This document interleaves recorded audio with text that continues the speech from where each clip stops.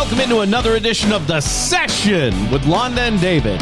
My name is David Austin. I'm Londa Sherwood Austin, and welcome back. I'm so happy to see you this morning, honey. And this thing you got cooking with the leopard print leggings. Yeah, you can't really see it. Here, let me see if I can. Wow. Okay, aggressive. If you are not watching this on the YouTube, you need to turn to the YouTube immediately. Okay, Stretchy McStretcherson. Well, I wanted to show the leopard and the matching earrings. Very cute. Now that we've had the fashion report, David, tell us, what is this show about? The Session with Londa and David is a podcast brought to you each and every week by our friends at Sherwood Austin Real Estate Solutions. We help you make all the right moves. The Session with Londa and David is a podcast that focuses on the three things we're most interested in. Londa, what are those? Restaurants, retail sales, and real estate. Last week's episode, which is still available on Real estate heavy. Real estate heavy. Because we have had the craziest 2 weeks in real estate. I was explaining to you that you have experienced 5 years worth of crazy circumstances in 2 weeks. And we had and it didn't end. It didn't end. We had even crazier experiences at the end of last week. I mean, wow. Yeah. So it's just been a crazy whirlwind. If you're interested in seeing what realtors do behind the scenes, go back and check out last week's episode. I think it was called Behind the Curtain or Behind the Scenes. I don't know. Sure I don't know, but it's crazy. And, you know, you just, my philosophy is you do what needs to be done to get things done. Mm-hmm. Right? Mm-hmm. Which is why we were sweeping and raking and blowing paint chips. We were cleaning yesterday. up paint chips behind the house because the fence had chipped and peeling paint, and we hired contractors to go in and, you know, scrape and paint. And they did, and they put down tarps, but there was still a ton of paint chips on the ground, and the appraiser was like, hey, look, I'm sorry. I can't say this is complete because while the chip paint is no longer on the fence, it is fully on the ground. Yeah. And so we had to go remediate that. And that is hard work. I don't know if you know. Oh, I do. My body feels it today. The reason I'm in real estate and lending is so I don't have to do that kind of work. But I had to do it. Welcome to real estate. So there you go. Yeah. There you go. Okay, before we get started with the show, I'm going to do the restaurant review that no one asked for.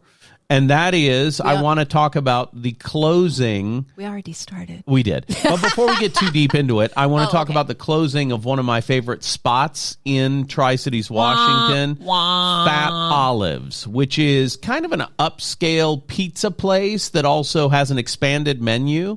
And after 15 years of service in Richland, Washington, Fat Olives has closed its doors for the last time, and they will be replaced by another experience.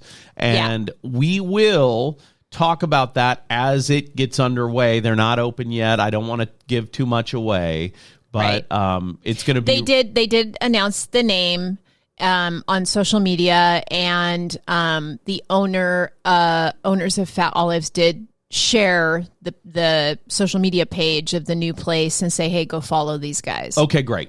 So if you're interested in that, you can see that on Facebook under Fat Olives Facebook page. Yeah. But they are no more, and I'm kind of sad about that. I know, and it's one of your besties. It is, and you know, it's an exciting time for that family because it sounds like they're going to embark on a new journey. They're going up to Homer, Alaska, where the original Fat Olives restaurant is. Mm-hmm. And JD, the guy who runs the market here in Tri-Cities, is going to oversee all operations in Homer. Is that public? Yeah, that's public. He put that on his... I got scared for a minute. he put that on his Facebook page. Oh, okay, so okay. That's an exciting adventure for them, and I'm super excited about that for them. I'm really happy for them. I'm a little sad for us, but I'm always in favor of chasing the adventure. That's exactly right. Right? So you got to go chase the adventure. And frankly, it gives us one more place to visit. And when I can personally talk about the new concept, I will, because I love the people that are going to be putting it on. I don't know that they've made it public yet. No, exactly. I think zip. There you go. So there you go. There's a new restaurant coming to Richland, Washington, and when we can tell you all about it, we will gladly do that. Now, yeah. Oh, what? Let's get into the program. What are we talking about this week, Londa? we're already into the program. We're well into Okay, we're 5 minutes into the program, but Okay. we got the restaurant review nobody asked for out of the way. Well, we didn't I'm really. gonna miss Fat Olives. Well, yeah, we're going to miss Fat Olives. And it's been a great run. I had a friend, I went there last week with a friend of mine, and he said to me, hey, let's go to Fat Olives. And when we were there, I said, oh, did you see that they're closing and that's why you picked this? He says, no, it's because every time we've had lunch, we've come to Fat Olives. Yeah. So Yeah. there you go. Yep. Do we have any more restaurant reviews? We had a lovely, oh my gosh, you guys, we had clients who are friends. You've been friends for a long time with them. I'm newer to them, Right. but I can see why you're friends. They're clients who that is now are my friends. Yep. And I love that.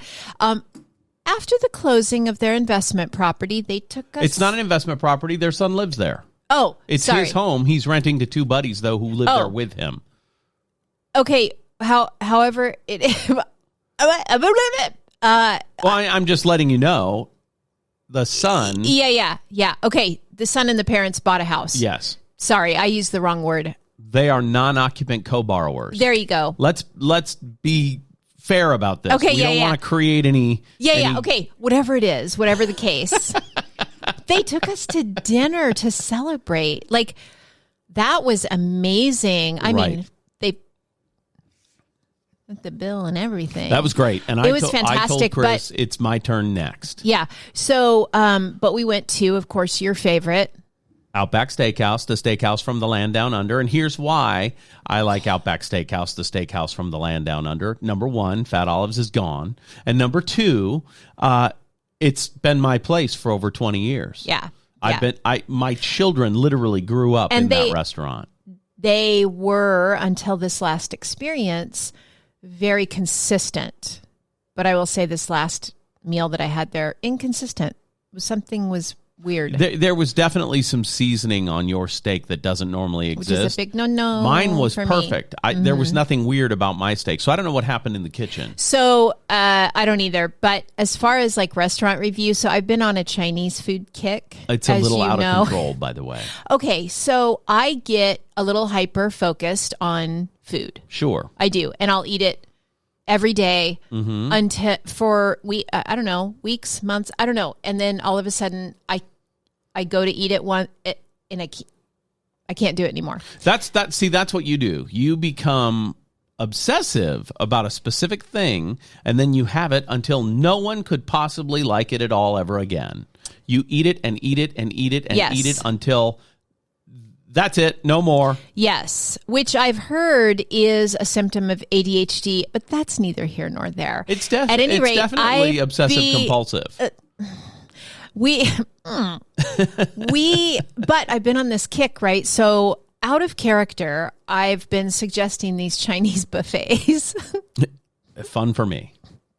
So we've gone to a couple of them, and I have to say, like, I think they're kind of gross. I think they're pretty dirty. I don't know if I trust the food, but damn it slaps every time, right? There's just something about a Chinese buffet that is just fun. Yeah.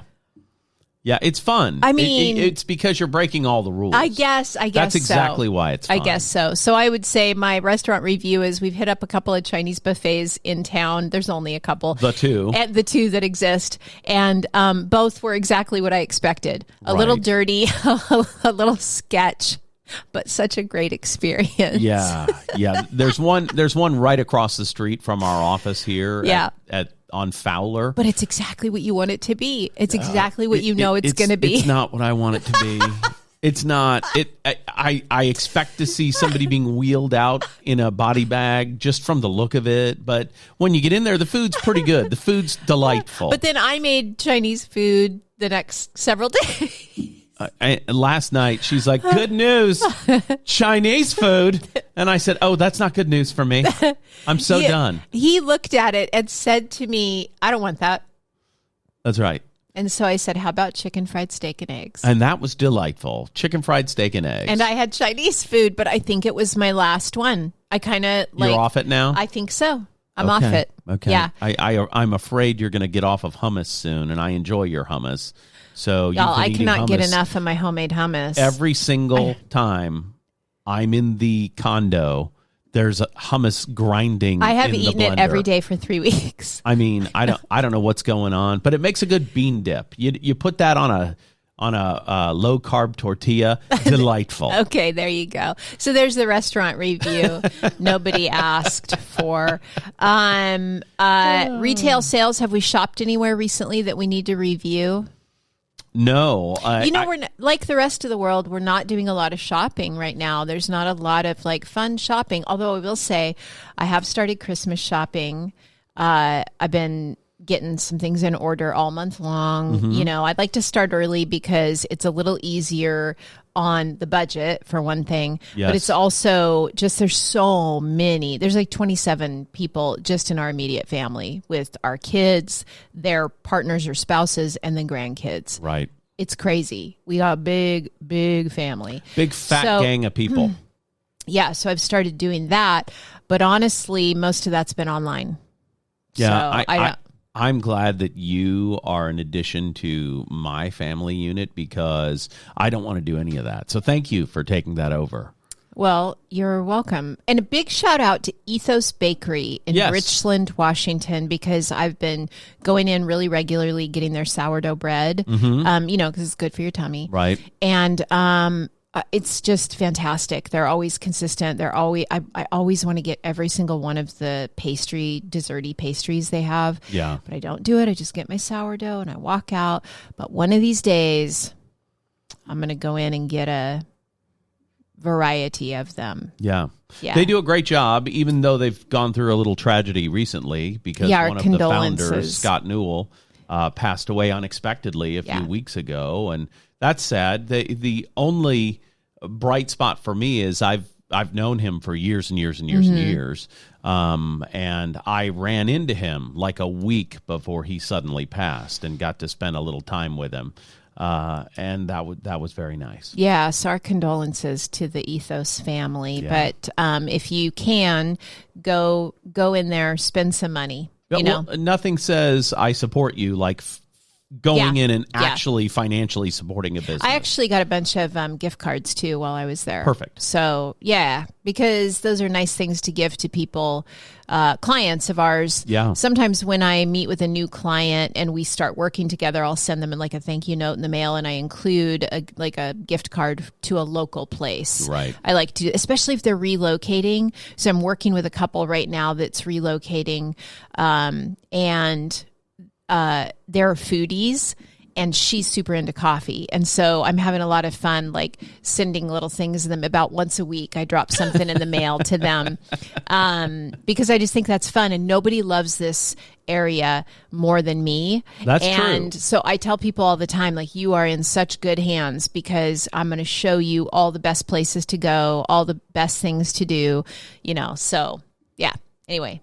Awesome. That's my food update for you. What else have you got? That's a good food update. I will tell you, as far as real estate goes, I was looking at the market statistics recently, and I know I talked about it last week. Like, people put stats out, but what does it mean? Right. And we went into that. If you want to know, go back to last week's podcast and listen to that, because it's very real estate heavy. But I do want to touch on this one thing that I think is interesting.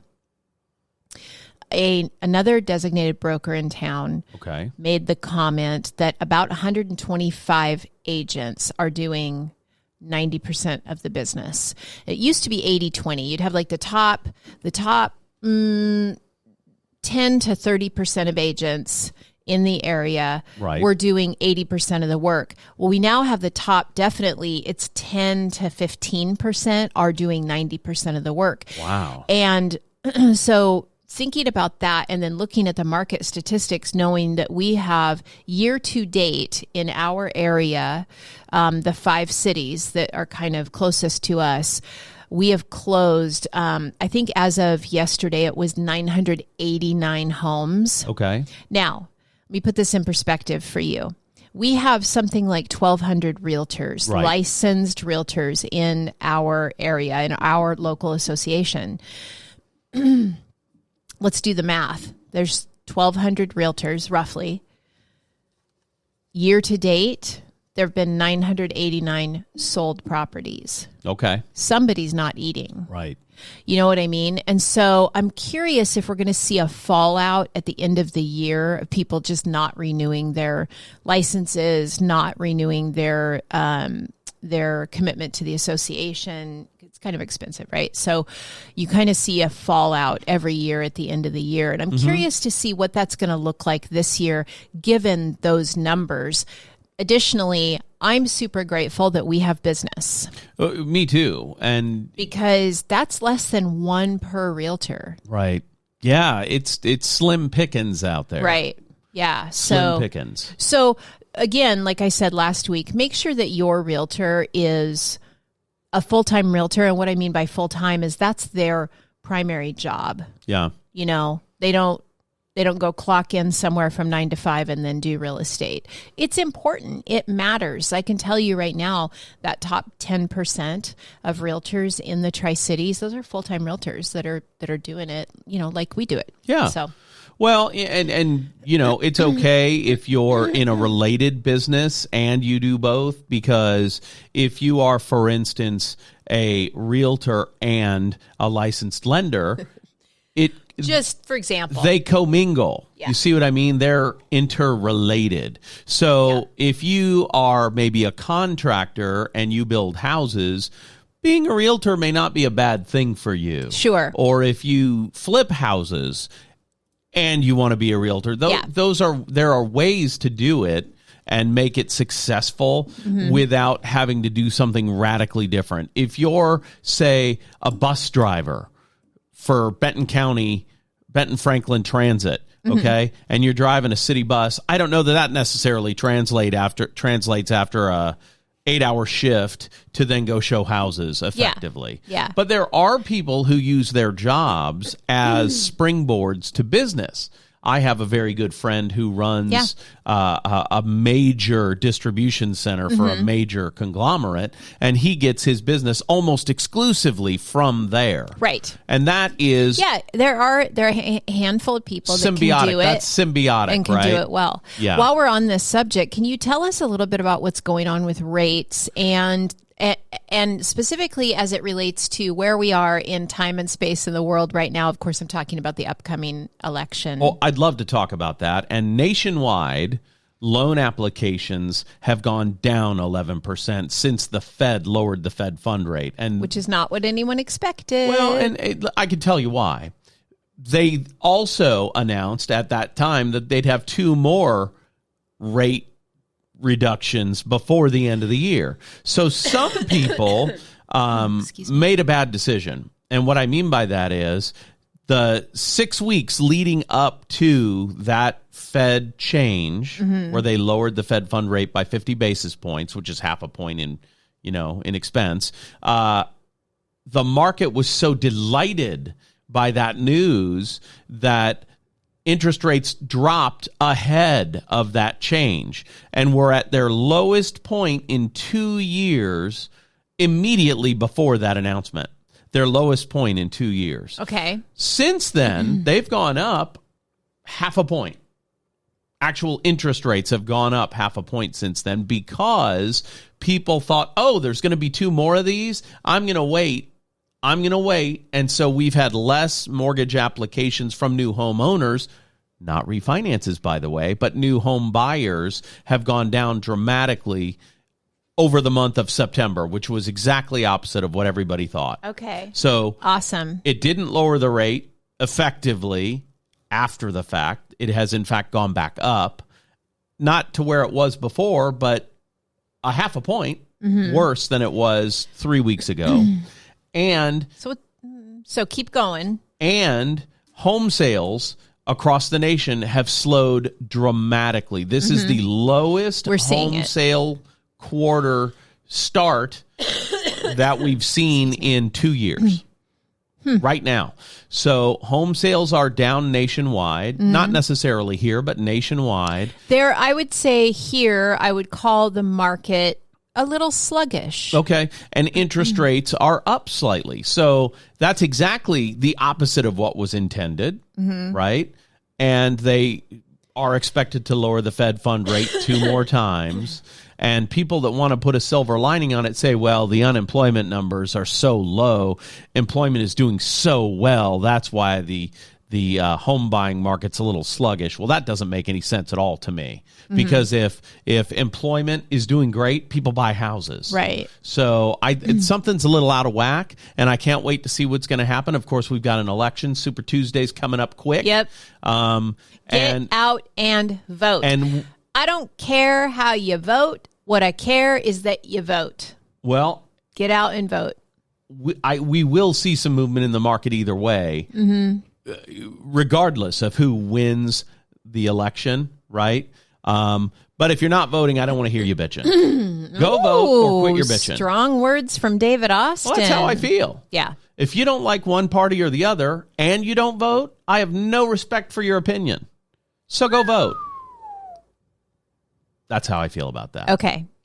So that's good. I'm glad that you kind of gave us that update because I get a lot of questions from people, you know, about it. And people say things like, well, I'm going to wait till after the election to buy a house. So that's somebody who doesn't need to buy a house. Well, that's exactly right. And it's just like a year and a half ago, we came to town to do a class for realtors and lenders, and we had about 50 people in the room, and one of the top producers in this market actually raised his hand, very politely said, well, what do I do to convince people now's the right time to buy? And at the same exact time, we both said, you don't convince anybody of anything. Your client needs to need a house now. Yes. Don't sell someone on waiting if they need a house. Right. Talk to people about their needs and solve their problems. That's the best thing you can do. And that's why we're busy, because we're not trying to convince people to do things. We're trying to solve people's problems. That's our philosophy. We often refer to ourselves as professional problem solvers. That's exactly right. Yeah. And in any sales position, that needs to be your thing. You know, you don't walk into Designer Shoe Warehouse and say, hey, I'm looking for a pair of Nikes, and the salesperson says, the cost of rubber's up 22% right now, so now's not the best time to be buying Nikes because they're a little more expensive. I'd wait for the market to settle. Right. That's not a thing. Right. If you've got a hole in your shoe, you need to fix your shoe. Right. Just like if you have a housing need, you need to fix your housing need. Right. And by the way, waiting could cost you a lot more money. Right. Because as we move forward, house values go up typically, not down. Historically. Yeah. Up. And we see little bounces where they go up and down, Real up estate and down, doesn't up get and down. cheaper, But generally. that's part of a curve going this way, not a curve going this way. What would you say to people who say, I'm waiting for the market to crash? I don't know what you mean by that. That's my question. What, in fact, do you mean by market crash? What do you mean? I think what they mean is the bottom's going to drop out of the economy and there's going to be a big crisis and housing prices are going to go way down. Well, I can tell you this. There's been one recession in history that I can recall, 2007, 2008, where house values actually dropped. One. Typically, historically, in a recession, interest rates drop, but home values continue to rise. So the only reason they slightly dropped during that last recession was because the common language is it was caused by the housing bubble. And in reality, it was caused by a combination of many things. Right. Subprime loans not paying out was one of them, but the Federal Trade Commission and the SEC changing rules for publicly traded companies that they had to write down debt that was 90 days past due as uncollectible. Right. That's really what caused it, because housing's often 90 days past due. So if you've got to have everything that's 90 days past due written down, Countrywide will be bought by Bank of America and will disappear. Right. You see what I mean? Yeah. So that kind of rules change was poor at best. Okay. My conclusion to all of that There's is not going to be any market make crash. sure that you are working with somebody, when you're working with a realtor, when you're thinking about buying or selling a home, make sure you're working with someone who puts your needs first. Right. Because, you know, I've said this forever. One deal doesn't make me, one deal doesn't break me. Right. I keep myself in a position where I don't need a deal. You know what I mean? Sure. So that I can, with clear conscience, guide my clients to the best decision for them based on the information they're giving me, right? And I tell clients all the time, hey, listen, you're in the driver's seat. I'm just Google Maps. Right? I'll give you directions, but you got to decide where to turn. Right. Sure. And so, and we can pivot and we can reroute, and that's no problem.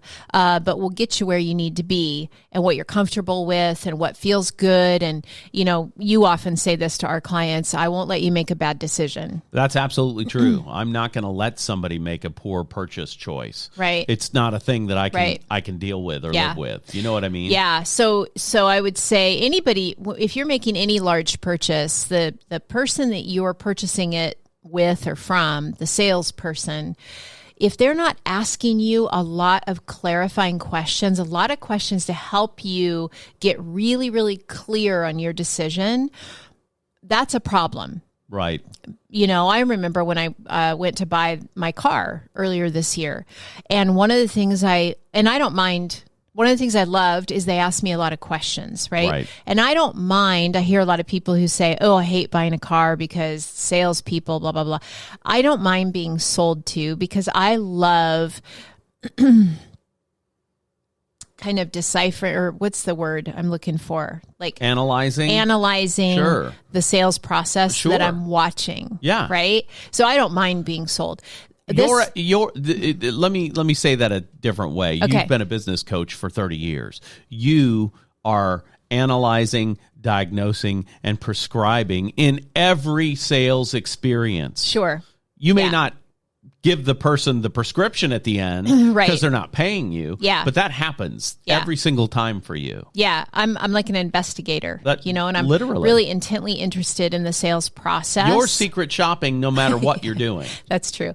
So, so I was so delighted with my experience because the salesperson sat down, asked me a lot of questions to help me get clear on what I was looking for, to help him get clear on what to show me. And it was a beautiful process because in the end, he only showed me 3 cars. Right. And I decided really quickly on 1 car. It was great. He learned about both of us, and he knew for sure by the end when you were signing all your paperwork to have that new vehicle, that vehicle would not work for me at all.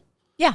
He knew for sure. And he knew it didn't matter because it was my that's car. Right. Yeah. And he said at the end, David, when you're ready, I already know which vehicle's for you, and that trim package that Londa got is not good enough for you. You're not happy with that. So we're not even going to look at cars like hers. Right, because you're concerned about your comfort. I want to feel in everything I do like I'm luxuriating. Yes. You know what I mean? I do, and I am concerned about the bottom line. Yeah. And I think that's actually part of what makes us a really good team when we're working for our clients. Sure. Because the perspectives that we bring, I often tell people I'm the data nerd. Right. And I'm analyzing everything, and I'm looking at the bottom line, and I'm, picking it all apart. And I was putting some market statistics together for a client the other day, and I was like, damn, I just wish I could drop these on a graph so that they could see and then I realized, oh, that's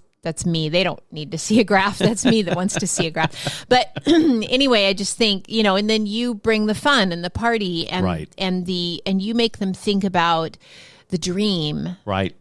And I help them not make a mistake. Right. You know what I mean? Yes. So it's really good. And I don't mean to toot our own horn, but we have the microphones. And so toot, toot. I mean, we love what we do. And going into this season, I know a lot of realtors listen to this podcast. And I want to encourage you just right now, realtors and lenders, that don't listen to people who say, we're going into the slow season. Well, because it's not true. I know for me personally, historically, my biggest months for closings have been August and December. Right. And so you kind of control what you do. Like if you're afraid that the winter months are going to be slow, start ramping up right now, and they won't be. Activity breeds activity. That's the right. business is there. You have to go out and find it. It doesn't come to you. You've got to ask for the business. And so just be encouraged that just keep on keeping on. You're going to get there. And I would say, be like a Boy Scout. Be prepared. Yeah. Because that's good. No matter what you do, there will always be people in your sphere who need your help. So be prepared. Be ready. Be the best that you can be. Do your reps. Practice. Get ready for what's coming and let it come.